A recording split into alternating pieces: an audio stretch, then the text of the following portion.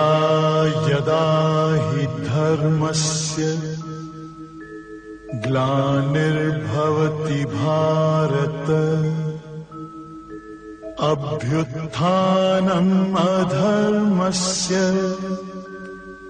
तदात्मानं सृजाम्यहम् परित्राणाय साधूनां विनाशाय च दुष्कृताम्। वचन में 108 अनमोल वचन गुरुजी ने बताए हैं। उन 108 अनमोल वचन में हम लोगों का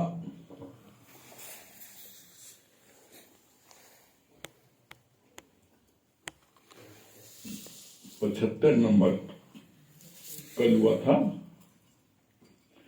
वीकनेस इज डेथ। जिसको डर पड़ा है मानो वो कोमा में चला गया, जिंदा लाश है, कोमा में जिंदा लाश है। कल ये हुआ था। आज इसके आगे क्या बोल रहे हैं भगवान?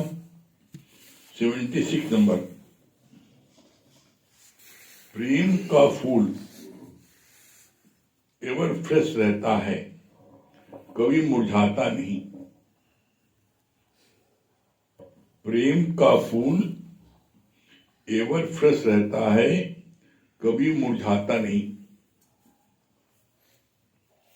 एवर फ्रेश क्यों रहता है और कभी मुरझाता क्यों नहीं है?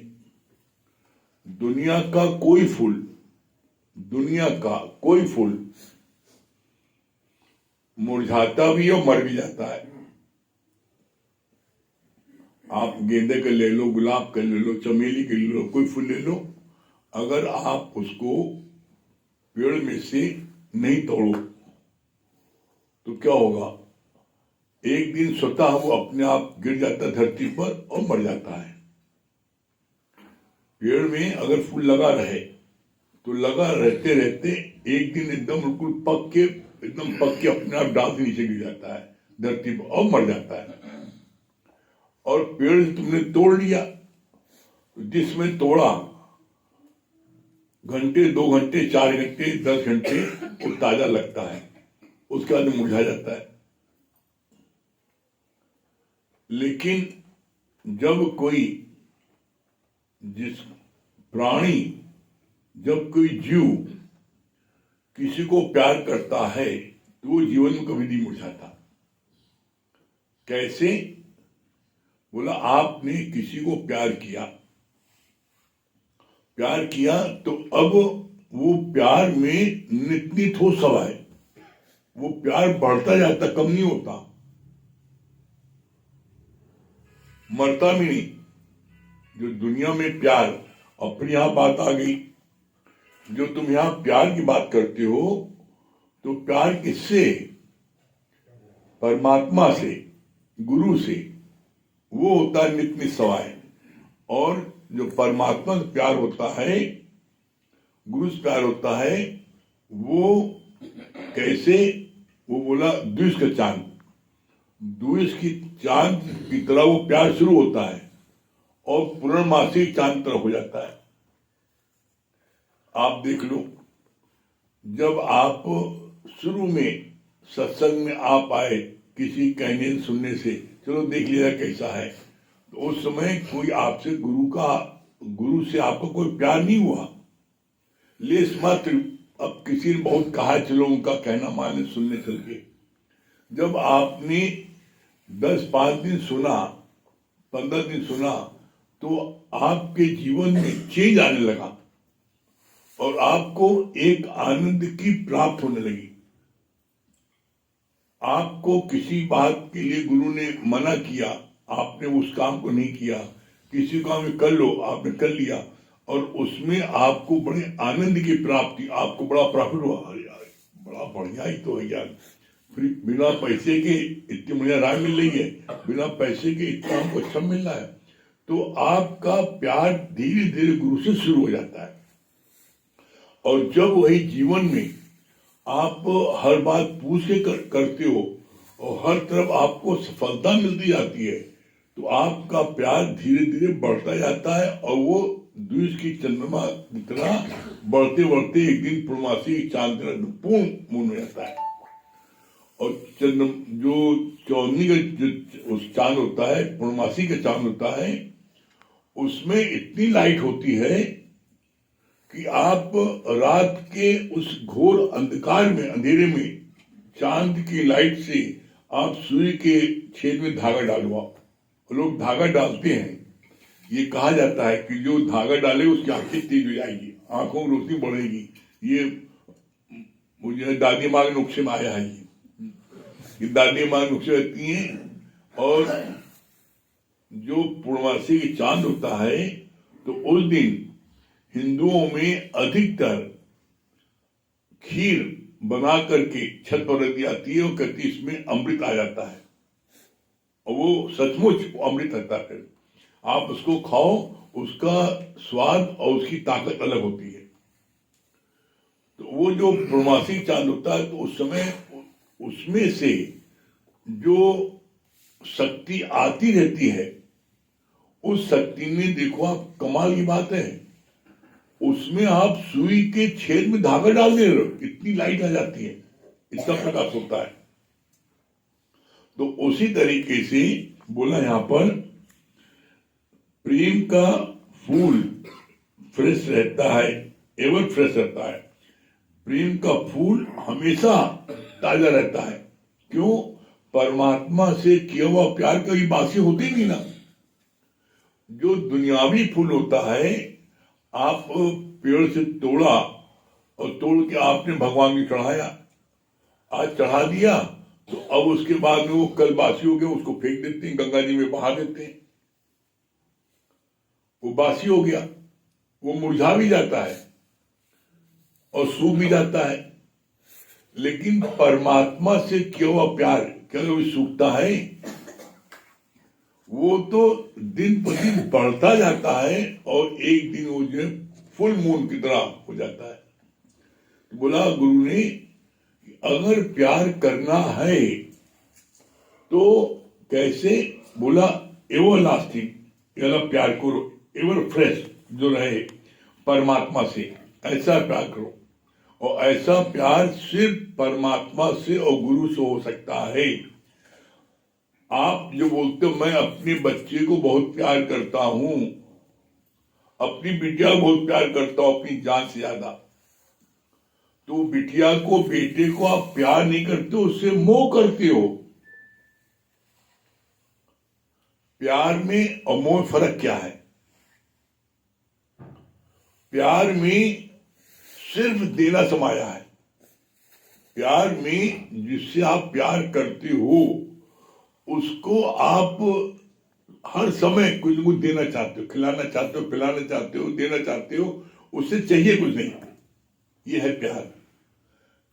इसलिए बोला जाता है love is one way traffic, love is one way traffic. प्यार जो है वो एक मार्गी रास्ता है, उसमें लेना देना नहीं ना।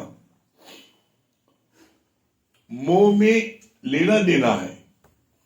आप बच्चे से मोह करते हो, भाई से मोह करते हो, साले से मोह करते हो, जिससे आप मोह करते हो तो उससे आप क्या है, उससे आप चाहते भी हो।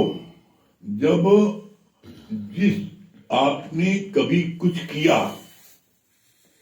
धन दौलत से किया, अपने शरीर से उसके लिए उसको सहायता की, आपने उसके साथ कभी कोई मदद की, तो उसका आप चूड़ा जरूर चाहते हो। कल को आपके सामने विपरीत परिस्थिति आई तो आप अपेक्षा करते हो कि मैंने इसको मदद की, ये मेरी मदद आज करे। और अगर वो मदद नहीं करेगा, चाहे बेटा हो, चाहे पोता हो, चाहे भाई हो, चाहे चाचा हो, वही फिर आपको दुश्मन हो जाता है। तो प्यार कहाँ रह गया? प्यार मीन्स कोई डिमांड नहीं। प्यार मीन्स हम सिर्फ प्यार करते हैं प्यार करने के वास्ते। जैसे गुलाब का फूल, चमेली का फूल, वो सुगंध देता है। उसको चाहे आप अपने सूट में लगाओ, चाहे जोड़े में लगाओ, और चाहे उसको हाथ में सूखते रहो, वो खुशबू देगा। इसके स्थान पे चाहे उसको मुट्ठी से मसल दो, चाहे पैर से मसल दो, क्या वो बदबू देता है? वो हमेशा खुशबू देता है। इसी तरीके से जो परमात्मा से प्यार होता है, वो प्यार हमारा वन वे ट्रैफिक है। उस प्यार में कोई डिमांड नहीं है। जिस प्यार में डिमांड है वो प्यार नहीं है, वो मोह है। और मोह दो चार से होता है। बेटा से करोगे, पोता से करोगे, भाई से करोगे, जो आपको सुख देता है उससे आपको मोह हो गया। प्रेम सर्वत्र से कर सकते हो, प्रेम की गिनती नहीं ना। प्रेम आप पूरे जगत में सबसे कर सकते हो प्रेम। इसीलिए यहां पर गुरु जी बोलते हैं समदृष्टि समभाव। समदृष्टि मान क्या होता है, समभावन क्या होता है? एक नजर से सबको देखना। ये बड़ा करोड़पति है तो उसको आगे बैठा दें, उसकी खूब तारीफ करें। जो गरीब है उसको दुत्कार दें, उसको पूछे नहीं, उसका अपमान करें। कोई बहुत खूबसूरत है उसको जो है उसके लिए सब चीज कर दें, जो खूबसूरत नहीं है उसके लिए कुछ न करें। तो बोला गुरु की निगाह में सब बराबर है। इसी बोलता है समदृष्टि। ये सिर्फ एक सदगुरु या परमात्मा कर सकता है, बाकी कोई नहीं कर सकता। समदृष्टि और समभाव, सबके समान रूप से देखना और सबके प्रति समान भाव रखना। ये नहीं कि ये बड़ा अच्छा है, ये हमारा चहेता है तो इसको कोई चीज ज्यादा दे दो, इसको कम दे दो, इसकी चीज खूब कर दो, इसकी नहीं करो। नहीं, ज्ञान का मतलब ही है कि समदृष्टि आपकी होनी चाहिए और समभाव होना चाहिए। ये चीज में ये ध्यान रखना जरूरी है। समवर्तन नहीं होना चाहिए, सम व्यवहार नहीं होना चाहिए। जो व्यवहार आप अपने दामाद के लिए करोगे, अपने बहनों के लिए करोगे, वो व्यवहार आप अपने घर के जमादार से नहीं कर सकते हो। जो घर में आपको झाड़ू पोछा लगा रहा है, बासन मांज रहा है, जमादारी कर रहा है, उसको आप अपने ड्राइंग रूम में, बेडरूम में बैठा करके उसको जो है उससे वार्तालाप नहीं करोगे। उससे वार्तालाप करनी तो सड़क पर करोगे। नाश्ता पानी देना तो उसको बाहर, घर के बाहर दे दो, लेकिन अपना जो दामाद है उसको आप अपने घर के अंदर बैठा के अच्छे सोफे पर उसको इज्जत दोगे। सम व्यवहार सबसे एक नहीं हो सकता, समवर्तन एक नहीं हो सकता। हाँ, समदृष्टि समभाव। समभाव क्या है? समभाव ये है कि जैसे आपके यहां पर कोई फंक्शन हुआ, शादी हुई, विवाह हुआ, मुंडन हुआ, शुभ काम हुआ, उसमें आपने अपनी सभी चहेतों को बुलाया। तो जो आपके सभी चहेते हैं, जो आपके दामाद हैं, आपके वीआईपी हैं, आपके मानी हैं, उनको आपने स्पेशल अपने घर में स्थान पर ड्राइंग रूम में बैठाया, उनको खिलाया पिलाया। लेकिन जो आपके घर की प्रजा है, जो बासन मांजती है, कोई झाड़ू पोछा लगाता है, कोई खाना बनाता है, जमादार है, तो क्या उनको भी आप बैठे बुलाओगे, खिलाओ? नहीं। उनको आप घर के बाहर बैठाकर पत्तल में उनको लगा वो खिला दोगे, या उनको सामान दे दोगे, अपने घर ले जाए खाओ। भाव सम क्या होना चाहिए? जो खाना तुमने अपने दामाद को खिलाया है, गुरु को खिलाया है, अपने घर परिवार के वीआईपी को खिलाया है, वही खाना उसको भी दो। ये नहीं कि जो जूठा उनका बच्चा उसको दे दो। अरे इन लोगों ने छोड़ा ना इतना, रईस लोग तो खाते थोड़ी ना। रईस लोग जितने वो सूंघते हैं, उनकी थाली में देखो, थाली में उनके अगर उनको लगा के दे दो तो थाली में पता लगा कि वो एक रोटी खाया, 4 रोटी छोड़ दिया, सब्जी 3 कटोरी छोड़ दिया, एक थोड़ी आधी खाई, तो सूंघते खाते नहीं ना। तो ऐसे में उनका खाना बचा है, क्या करें? इन्हीं दे दें, नहीं, वो खाना बचा है, उस खाने को आप, जो खाना जूठा हो गया, उस खाने को आप जानवरों को खिलवाओ, उसको आप दे दो। लेकिन जो अच्छा खाना जैसे आपने उनको परोसा है, वैसे अच्छा खाना, फ्रेश खाना उनको भी दो। जैसे आपने चाय बनाई, अधिकतर देखते हैं लोगों को, वहां चाय बनाई, अपने दामाद के लिए बनाई, अपने गुरु के लिए बनाई, वीआईपी बनाई, तो कैसे बनाई? दूध की चाय बनाई, खूब अच्छे से उसमें अदरक, इलायची, फलान सारी चीज उसमें डाली, नौकरों को बनानी है, वही जो दूध के बनाए उसमें जो बचे दूध का, वो उसी पानी में डाल के दे दो उसको।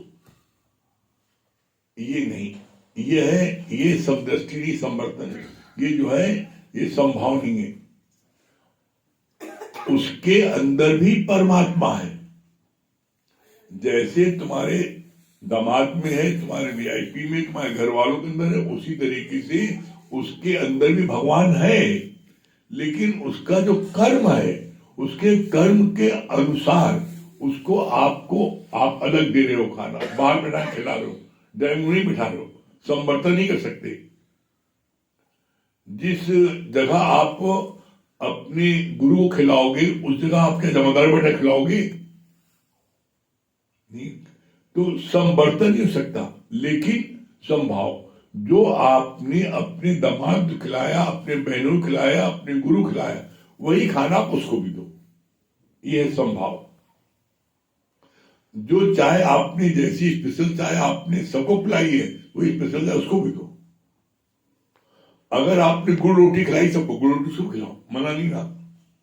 लेकिन ये गलत है, ये दृष्टि गलत है कि हमारा जो खास है उसको तो हमने अच्छा खिलाया, और जो प्रजा है उसको हमने उसकी जूठन दे दी। बच्चा जूठा थोड़ी ना, रोटी छोड़ दिया, ताजी दे दो, उसकी सब्जी जो है, अरे एक एक और खाया है, बाकी रखी दे दो, नहीं। ऐसे में बोला ये जो है समदृष्टि समभाव, ये सिर्फ जो है जो ब्रह्मज्ञानी होता है उसके अंदर होती है ये, और यही चीज हम सब के अंदर में लानी है। ऐसा जिस दिन आप लेके आओगे, देखोगे आपको बड़े आनंद की प्राप्त होगी और आप बड़े प्रसन्नचित रहोगे, और आपका ये प्यार कभी मुरझाएगा नहीं। इसीलिए बोला जाता है, संत बड़े परमार्थी जाको शीतल अंग, और तपत बुझाए औरों की दे दे अपना रंग। संतों को कोई व्यक्ति कितनी भी निंदा करे, कितना भी अपमान करे, कितना भी नुकसान पहुंचा दे, उसके बावजूद भी संत कभी अपनी संतई नहीं छोड़ते।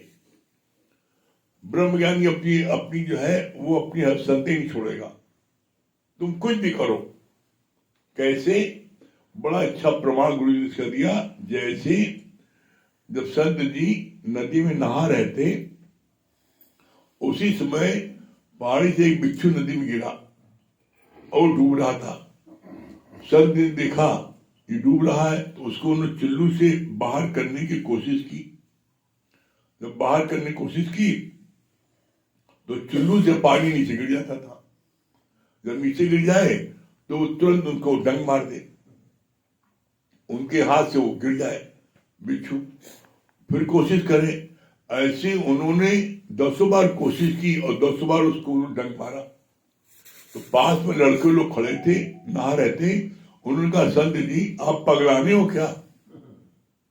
अरे आप कोई बार बार डंक मार रहा है, 10 बार डंक मार चुका, और उसके बाद भी आप इसको बचाने के चक्कर में पड़े, मारे मरने दो उसको। तब संत का जवाब था बढ़िया। क्या बोला? भैया ये एक जानवर होकर के अपने स्वभाव नहीं बदल रहा है, और मैं संत होकर अपना स्वभाव बदल दूं? इसीलिए लाइन आई, संत न छोड़े संत ही कोटिक मिले असंत। कितना भी कोई उसको मिल जाए, लेकिन अपनी संत नहीं छोड़ता संत। तो इसलिए जो आप प्रेम करो ऐसा प्रेम करो परमात्मा से जो कभी मुरझाने वाला ना हो, ना कभी नष्ट होने वाला हो। दुनिया में कोई प्यार करोगे, बाहर के फूल जो है वो नष्ट हो जाएंगे या मुरझा जाएंगे। तुम्हारा प्यार, तुम किसी जीव से प्यार करोगे, किसी प्राणी से प्यार करोगे, वो आज तुमने प्यार किया, कल तुम्हारी खटपट भी जाएगी, कल प्यार मर भी जाएगा। देखो ना, जो लड़के लड़कियां आपस में प्यार करते हैं और लड़का जब कहता है लड़की से आई लव यू और कहता हम शादी करेंगे, तो हम शादी नहीं करेंगे, तो क्या होता है? या तो लड़का सुसाइड कर लेता है, लड़की सुसाइड कर लेती है, या कोई न कोई इसको अटैक कर देते हैं। तो बोला प्यार कहां चला गया? अरे प्यार का मतलब ही होता है सिर्फ देना। लेना की बात कहां गई? लेनी बात आती है सिर्फ जीव में। जीव में जब जो बोलते हैं प्रेम, वो प्रेम नहीं, वो मोह है। प्रेम है परमात्मा, प्रेम है दातार, और प्रेम आप करते जाओगे तो इसको बोलते हैं विशुद्ध प्रेम। ये प्रेम जो है इतना पाक पवित्र होता है, कभी इसमें दाग नहीं ले सकता। तो ऐसा प्रेम करो ना, ठीक है?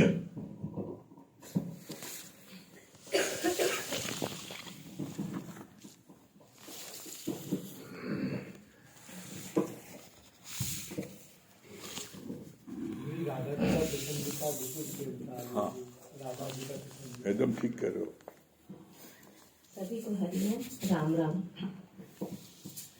गुरु मेरे जीवन को पावन बना दो, गुरु मेरे जीवन को पावन बना दो, कोई दोष मुझे में रहने न पाए, गुरु मेरे जीवन को पावन बना दो, कोई दोष मुझ में रहने न पाए।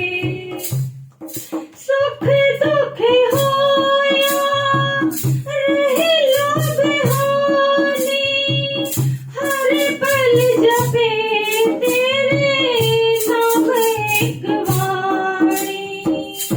सुख दुख होया रहे लाभ हानि, हर पल जपे तेरे नाम एक वाणी।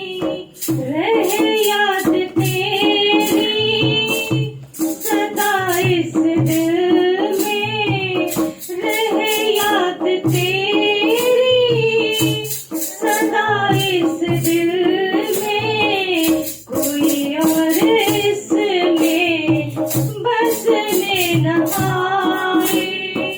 गुरु मेरे जीवन को पावन बना दो, कोई दोष मुझ में रहने न पाए। पड़े धन की चोरी न अपहरण की इच्छा, रहूं चाहे तेरे धन, करूं चाहे बेचा। पड़े धन की चोरी न अपहरण की इच्छा, रहूं चाहे तेरे धन, करूं चाहे बेचा। छल और कपट से धनी बनने का, छल और कपट से धनी बनने का, कोई नाग मुझको डस ले न पाए। गुरु मेरे जीवन को पावन बना दो, कोई नाग मुझको डस ले न पाए। आपके गुणों का ही करूं कीर्तन में, किसी के अनिष्ट का ना करूं चिंतन में। आपके गुणों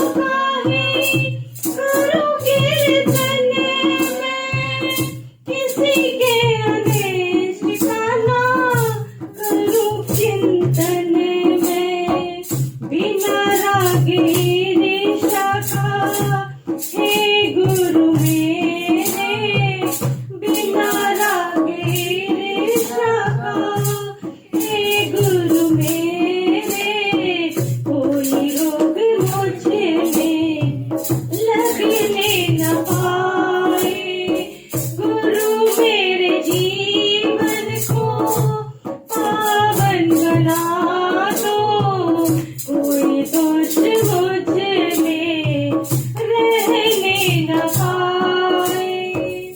अभिमान को तेरा अपमान समझो, समर्पण को तेरा ही बलिदान समझो।